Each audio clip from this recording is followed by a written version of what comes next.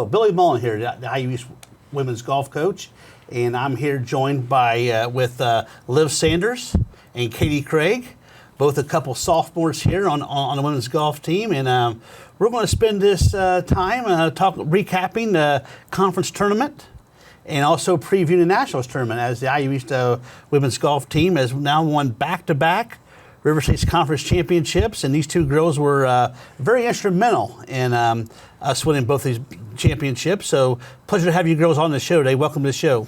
Thank you. Yeah. So before we get going, just a little background. Liv, we'll start with you. Kind of tell us where you're from and what your major is. I'm from Bedford, Indiana, and I'm majoring in communications with a minor in marketing. And what high school did you go to, Liv? Bedford North Lawrence. Okay, good deal. Played for your dad at Bedford North Lawrence on the girls' golf team there? Yes. Good deal. Katie? I'm from Middletown, Indiana, and I'm a math major, and I have a finance and accounting minors, and I'm from Shenandoah High School. Shenandoah High School, right there in Henry County, right Yep. next door to Wayne County. Good deal. We're going to have you girls on the show. Let's go back, if we will. Let's go back to River States Conference Tournament at the Belterra Golf Club, and let's just start from the top. Let's go to round one. The weather was a little cool that day, probably the coldest day of the 3 days. And just kind of tell me from your experience, Liv, if you want to start first, and kind of how things went for you that day. It was cold, definitely. We all had like our long pants, long sleeves, but we all played well. I mean, we put a good score up for what we had handed to us. Mm-hmm. It got us up there. And you, well, you won't mention it, but I'll mention it. You shot 78 the first round. You're the first round leader of the conference tournament. Kind of going into that, you had some situations, and stuff. Kind of talk about that a little bit and how, and how it affected your round and whatnot. Yeah, so I didn't play just one tournament in the spring, and then I got sick. But it was just more of getting back in the mentality of like competitive golf. Mm-hmm. For me, that was a lot what it was. Right. Okay. And Katie, going back to the first round for you put this good solid 85 in those conditions to really help hold us in there. Our second best scorer on the team that round. Kind of talk about how the first round went for you. Yeah, like Liv said, it was the coldest day by far that we'd played. We had our pants on and pullovers and all that, but we put a good score up there to keep us in it, and it was good. And we all played well to shoot that round. Yeah, I think we had a 5 or 6 shot lead, I believe, after the first round and stuff. So then we go to day two, having the lead. First time we really had to lead after the first round since I've been the coach anyway, and I think probably ever. And then the weather was pretty similar, if I remember right. Yeah. So kind of talk about your day during the second round there. It was like, I think for most of us, keeping the same mentality of what we went in with the first day. Like, we have a chance now, so we just got to prove ourselves again for day two. And we all did. Mm-hmm. How about from your perspective, Katie? I feel like for day two, we kept us in, like she said, and like the nerves settled down, because obviously nerves were higher day one, and the weather was pretty similar, but we all stayed in there, shot pretty good. No, I got off to a rougher start in the back, but then settled in on the last couple 6 holes. I'll tell you, the last 6 holes you played 1 under. What was working for you? Just kind of everything just all came together at once, and my putter got really hot on the backside. Yeah, right. I remember that. I remember on 18 you made a nice putt on 18 Yep. there. You had a nice shot about 6 foot. Then you made the putt, and you shot 83 that round, which was the lowest on the team that day, Katie. Mm-hmm. And you talked about it's interesting. You talked about you got caught to a rough start a little bit on the back nine about the middle of your round, but you really closed strong. We've had some conversations with a sports psychologist to develop a stronger mental mentality.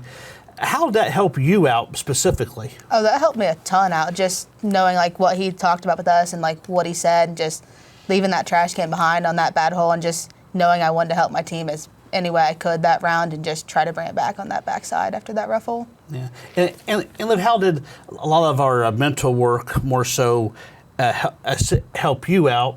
Especially coming back from so much time off competitively. Just, I would say, all kind of comes back to the mindset of like, you have to play and you have to put up a good score, but also you have to be in the right mentality to do that. So. Mm-hmm. So when you guys say right mentality, what are we kind of talking about here? I mean, just give me a couple of specifics. I mean, just something, I know I talk about the one by one mentality, one shot at a time mentality, but how about what clicks for you personally? I mean, that's what I go by, like religiously, I would say. The one by one. That's what I go by too. Just focus on one shot at a time. Yeah, yeah. It's easier said than done, right? Yeah. Yeah, so no doubt about it. So, but it's kind of curious because we find ourselves in kind of a different spot because historically in the past, it's been IU East and Midway. We're always just going toe to toe. Well, now Kokomo plays an outstanding round in the second round. They now have a 3-shot lead over us. We're now in second place. We dropped back a little bit. Midway is 6 shots in third place behind us. So we kind of find ourselves, all of a sudden, there's this new player. And then the St. Mary's and Brescia are just right behind Midway right there, still very much in the tournament. So we go that last day with 5 teams basically having some of a shot at it, So kind of talk about your approach. I'm sure it's going to be the same, but talk about your approach going to the last day, and that, and then the last day for you as a player. And I'm sure Katie's got an interesting story here to share. So, but anyway, I'll let you. Katie, why don't you go first? Just knowing like all those teams right there, I honestly just tried not to like think about it and just play the one shot at a time like mentality. Because if you think about everybody being right there, you're not gonna shoot a good round. So just going out there, focusing one shot at a time, and just being there to like help my team in any way. And it was interesting. I had hurt my hand the final round and couldn't really hit a golf shot much at all. But I still wanted to go out there and just try to help and put up a score if I could for my team that day. Yeah. Do you mind if I tell the breakfast story? Yeah, I was there having breakfast that morning, and right for the final round, and Katie comes up to me and she's like, "Coach, my hand's all swollen up here," and her hand is just ballooned up here. Like, "Oh my gosh, Kate, what's going on?" And just, I don't know, it hurts the grip of golf club and stuff. But the shame of that is injuries always stink for anybody, or to get sick or whatever. But I truly believe, and I want the listeners to know this, had you not gotten hurt, there's no doubt in my mind you would have been on the all-conference team. Yeah. You were playing some of the best golf of your career the first 2 rounds, and even prior to that, at Forest Hills, our tournament there, I mean, you were really just, on that trajectory, and a setback, right? Yeah. Yeah. The good news is you got 2 more years. Yep, exactly. Yeah, exactly. Excuse me, Liv. You're in the anchor spot the last day. We're coming down. We're coming down the stretch here, and kind of talk about your final round. It was like, I felt like it was me versus the golf course at some point. Like, I was like, I got to do what I can do best, and whatever my best is today is my best. And I just kind of showed up during the end, and yeah. Yeah, I shot 81, our second best score that day. And of course, you got some help from your friends. Yes. Brooklyn Cromwell comes in with the low of the day of 79. And to help her get an all-conference selection. Liv made first team all-conference. And then Annie played a lot better, on that last day with a competitive score of 85. So, I'm kind of, I don't watch Golf Stat until the live scoring until at the 11th hole of that day. Then I kind of know who to help, who not to help, and to see where things are at. I don't know how much you guys probably can see it on, because you're doing live scoring on your phone. So, it's right there in front of your face a little bit when you do live scoring. Did you have an idea where we stood or anything? Did you, anything like that ever occur to you or anything? Personally, I had no clue. But I like that way. Yeah. I don't want to know until we're done. I didn't know until we were on 18, and like my dad, who's the assistant coach, I made the last putt, and he was like, "By the way," and I was like, "Oh, okay." I had no clue until it was all said and done. Yeah. Katie? Yeah, I was the same way. I had no clue. I didn't know where we stood as a team, and I didn't want to know during the round until after it was done. Yeah, that's smart. Well, yeah, we're there to play the golf course one shot at a time and just stick to that. Yeah, exactly. No, that's very good. It's good discipline you both have. Now you've been on the campus now for 2 years. You've won 2 River States Conference tournaments. I mean, tell me from that perspective. I mean, you know no different, right? Yeah, I don't want to know different. I don't want to know different either. Exactly. Yeah. Neither do I. Let's before we talk about nationals and preview nationals, I want to talk about a couple kids on the team. We'll go through your teammates a little bit here, but Annie Gillock, who's graduated out, just graduated last week, and she's going to make her last trip with us. And from Newcastle, Indiana. And we got Brooklyn. Brooklyn's a senior, but she's going to come back and play her fifth COVID year out. Kind of talk about them two and how they've helped you and what they've meant to you during your first couple of seasons here at IU East. Katie, if you want to go first. Yeah, Brooklyn and Annie, they've meant a ton to me. Just being able to be with them for 2 years and them showing the ways and being great leaders for the golf team. They've been huge and just amazing leaders for this golf team. Deal. Liv, from your perspective on them two? Good people, good leaders, good friends, teammates. There's not enough good things you could say. Yeah. Of course, you are from the same neck of the woods as Brooklyn. Yes. You guys grew up playing on the same golf course. When did you guys meet? Oh, goodness. Like sophomore year of high school or somewhere around there. We just were in the same high school area, and then she kind of joined our team a little bit because she didn't have a team. And so, yeah. So that's where you got to know her before you got here. Yeah. Of course, did you know Annie a little bit in high school? I'd heard of Annie, but we never got to play together or anything like that. Yeah.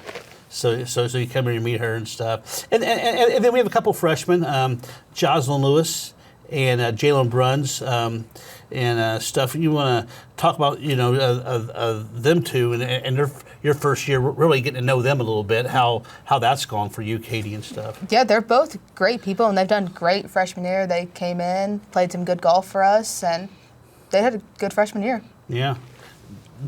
Yeah, Jazzy stepped up when she needed to. Jalen played good all year. She has played good all year, and I don't see them going anywhere but up. Yeah, bright futures ahead for them Yeah. too, right? Yeah, I see. We're going to make another trip here to the Nationals. TPC Deer Run, home of the John Deere Classic on the PGA Tour. We were there back in the fall. We played some snow there a little bit and stuff. But tell me, what you remember about the golf course and being there. So I know it was very cold that day, but at least you guys have seen it before you went there. We were there back in October.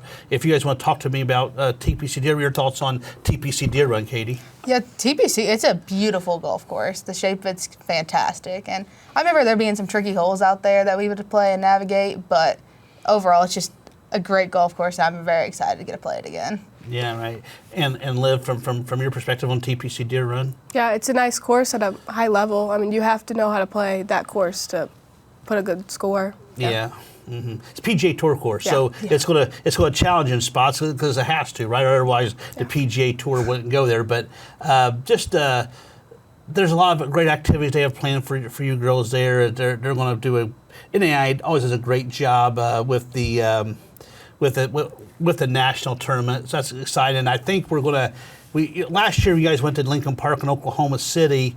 Now that you've been through a national tournament, you kind of got to feel what to expect now and stuff. Is there anything you can take from last year, being nationals last year, that's going to help carry you into this year's experience, Katie? Just knowing what to expect and getting out there, and just knowing all they had for us last year, and just being excited to go back again this year. And Right. How about from your perspective, Liv? Yeah, the field's phenomenal. Everybody's there to play. Everybody's there to play good. So, yeah. Excited. It's the best field in all of the AIA. So, it's just great that we're a part of it, and stuff. And back-to-back years, phenomenal. You two have done just a great job in your first 2 years here on campus. And just academically and athletically, I mean, gosh, you're here 2 years, you're 2 for 2 on the River States Conference Championships. Hey, and like you said, no reason to stop, right? Yeah. Yeah. So anyway, but no, I want to thank you both for your time this morning and help us get ready for nationals and as we prepare. And so it's going to be an exciting week. It's going to be a fun week out in Silvis, Illinois, and. Follow. There'll be live scoring on GolfStat when we play, so be sure to follow that. Follow us on social media, and we look forward to closing this great season out. And I'm very proud of these kids, and very proud of IU East. Thank you.